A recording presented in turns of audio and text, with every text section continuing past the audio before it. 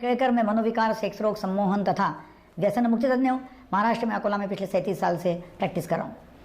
काफ़ी लोग पूछते रहते हैं, हमें वीडियो कॉल्स ऑडियो कॉल्स आते रहते हैं और पूछते रहते हैं कि क्या हमें एनल सेक्स करते हैं तो क्या ठीक है, वो करना चाहिए, सेफ़ है, ऐसे काफ़ी सारे सवाल हमें आते रहते हैं। देखिए, एनल सेक्स करना कोई गलत नहीं है, एनल सेक्स सेफ़ है, मगर उसमें कुछ प्रिकॉशन लेने की ज़रूरत है। क्या है कि वजाइनल सेक्स जो है, योनि मार्ग से जब आप सेक्स करते हैं तो योनि जो है वो उसको इलास्टिसिटी बहुत ज़्यादा है और वो पेनिस को अकोमोडेट अच्छी तरह से कर सकती है। उसमें टेयर होना, फट जाना, ऐसे चांसेस बहुत कम होते हैं। उससे उल्टा यदि एनल सेक्स करते हैं तो एनस ये जो भाग है, ये जो हिस्सा है, ये अपने पाचन तंत्र का हिस्सा है। उसमें से फीकल मैटर बाहर आता है, मतलब लेट्रिन बाहर आती है। वहाँ की जो वॉल्स है वो वॉल्स बहुत थिन होती रहती है, तो वो फट जाने के चांसेस ज़्यादा है। वहाँ अल्सर होने के, जख्म होने के चांसेस बहुत ज़्यादा है। तो ये हमने ख्याल रखना चाहिए कि वहाँ जख्म हो सकती है, वहाँ दर्द हो सकता है और फिर उसके लिए हमने प्रिकॉशन लेना जरूरी है। तो फिर क्या प्रिकॉशन लेना चाहिए? एक तो ये है कि दर्द क्यों होता है? क्योंकि वो पार्ट जो है वो सूखा रहता है। वजाइनल सेक्स में क्या होता है कि जैसी स्त्री जो है वो एक्साइट हो जाती है तो उसका स्त्राव होता है, वहाँ लुब्रिकेशन होता है, वहाँ चिकनापन आता है और चिकनापन आने की वजह से पेनिस अंदर आराम से आसानी से जाता है।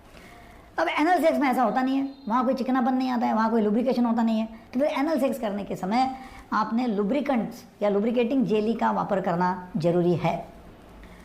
यदि वहाँ कोई जख्म है, अल्सर है या कोई बीमारी है एनस के जगह पे, तो फिर एड्स होने के चांसेस बहुत ज़्यादा है। तो फिर वो भी प्रिकॉशन नहीं लेनी, हमने कंडोम का वापर करना बहुत ज़रूरी है। देखो, वहाँ से फीकल मैटर बाहर आ रहा है, उसमें भी बैक्टीरिया हो सकते हैं, उसमें भी फंगस इन्फेक्शन हो सकता है। तो फिर वो यदि पेनिस को लग गया तो वहाँ से चांसेस है कि पुरुष को भी वो इन्फेक्शन हो जाएगा। तो कंडोम वापरना बहुत ज़रूरी है और कंडोम वापरने से और एक फ़ायदा होता है कि कंडोम से लुब्रिकेशन भी अच्छा हो जाता है। अभी जब यदि आप एनल सेक्स करते हो और एनल सेक्स के बाद में यदि आपको वजाइनल सेक्स करना है तो कंडोम को चेंज करना जरूरी है। वही कंडोम नहीं वापरना चाहिए, तो फिर इन्फेक्शन के चांसेस बढ़ जाएंगे। अभी सबसे ज़्यादा महत्व का क्या है? सबसे ज़्यादा महत्व का यह है कि दोनों पार्टनर का कंसेंट, मतलब दोनों पार्टनर की लाइकिंग। तो कंसेंट लेना मतलब राजी करना, और राजी करके दोनों ने हाँ बोलना, मतलब स्त्री ने हाँ बोलना एनल सेक्स के लिए बहुत ज़रूरी है। ज़बरदस्ती नहीं करना है। यदि वो एंजॉय नहीं करती है, क्योंकि देखो लुब्रिकेशन नहीं है, फ्लेक्सिबिलिटी कम है, तो दर्द होने के चांसेस बहुत ज़्यादा है। एक बार दर्द हो गया तो स्त्री अगले बार नहीं बोलेगी। तो फिर इसके लिए हमने कंसेंट लेना बहुत ज़रूरी है। कंसेंट ले लो और कंसेंट लेने से ही फ़ायदा होगा, क्योंकि अच्छी तरह से सेक्स हो सकता है। अभी यदि बार बार यदि एनल सेक्स करते हैं, गुदा मैथुन करते हैं, तो फिर क्या होगा?